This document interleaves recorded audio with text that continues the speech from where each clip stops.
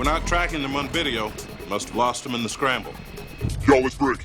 Too Fast, Too Furious is based on The Merchant of Venice, and I have the receipts to prove it this time.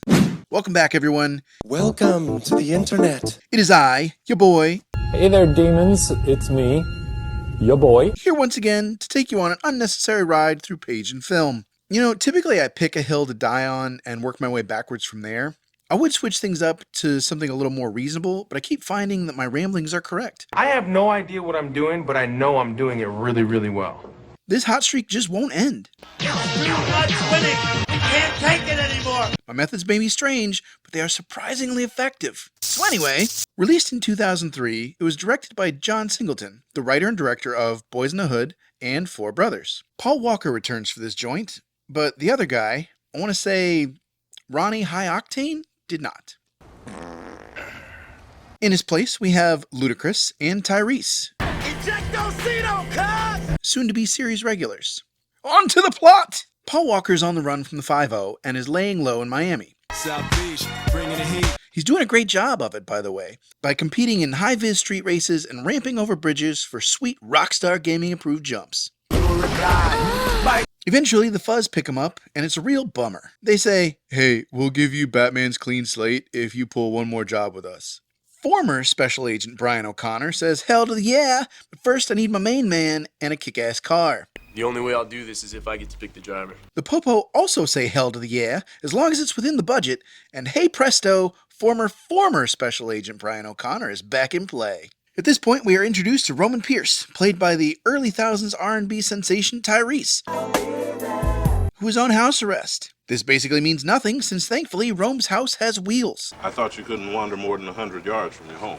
Why do you think I'm parked so close to the Derby? The two boys fight, then quickly kiss and make up. They then agree to go undercover to pop Miami drug kingpin Verone, who is played by that guy from Yellowstone your Aunt Stacy keeps having naughty dreams about. Eva Mendes is also in this movie, but since this is a testosterone and nos-fueled endeavor, she's not allowed to do anything except be hot and jiggly for most of the flick. Brian and Rome get in tight with the bad guy because they are good at doing cars. This will not be the last time Brian uses his vroom skills to go undercover. Eagle-eyed viewers may also realize this is the exact opposite of what happened in the last film, where Brian accidentally used the fact that he was bad at cars to go deep with Dom. You never had me.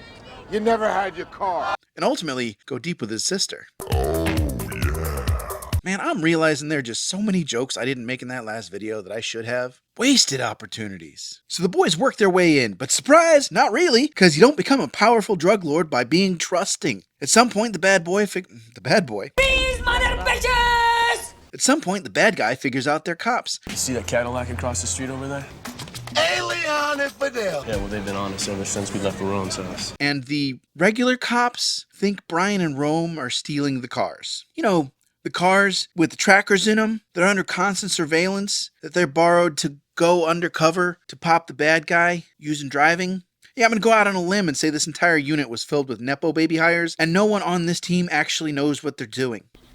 Verone apparently knew he had moles in his operation the whole time, and decides to kidnap federal agent Eva Mendes, get on his speedboat, and go somewhere. Not sure what the plan was here. As much as I love these movies, when it comes to the details of the plot, sometimes my eyes glaze over a little bit. 11.5 months and you slipped once. This is kind of the beginning of the Fast effect, to be honest. We're going to see a lot of this going forward. Anyhoozle, the boys do what they do best.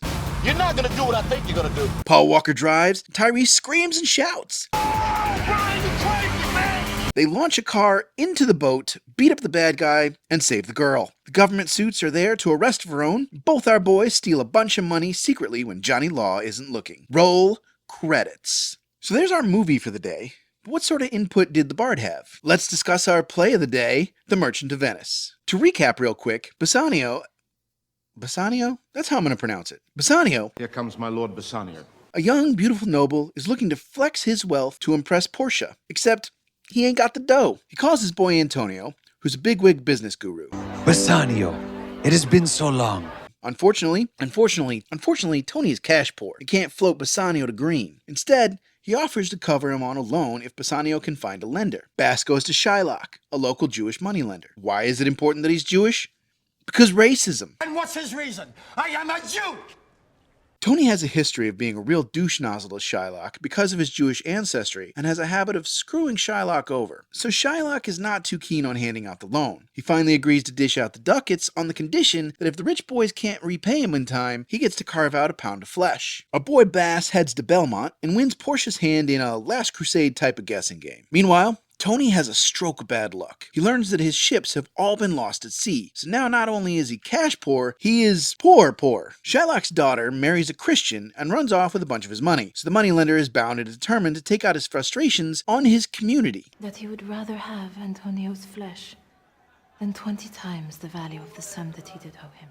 Learning that Antonio's ships went down, he grabs his knife and heads off to court. Bass ain't about to let his boy go down and races back to Venice to pay off Shylock in a settlement. The moneylender doesn't give a crap about the money and is intent on exacting violence on poor Tony. Antonio himself has signed the contract. A deal is a deal. A promise is a promise. Time is money. Money is power. Power is pizza. Pizza is knowledge. Let's go. Portia's come along and secretly took the bar exam, apparently. And as Shylock gets ready to take his pound of flesh, she points out that he is only allowed to legally take the flesh. If he spills any blood, by Venetian law, he would forfeit his land and goods, effectively bankrupting him. Shylock realizes he is lost and takes the settlement payment from Bass and Portia after all. Portia, a true lawyer now, refuses this settlement and uses a loophole in the law to take Shylock's estate away anyway. Half goes to the state, half goes to Tony. The Duke waives the state's seizure of the estate, but Portia demands the half that goes to Tony be enforced. The Duke, apparently a secret racist, tells Shylock he can accept the terms or die. Shylock, a poor immigrant man who has been continuously trampled by the system, accepts these terms. In the end, everyone returns home, and it turns out the ships return safely home anyway, so now Tony has his original wealth and half of what Shylock makes for the rest of his life. The moral of the story is, anti-Semitism is, fuck down with the system.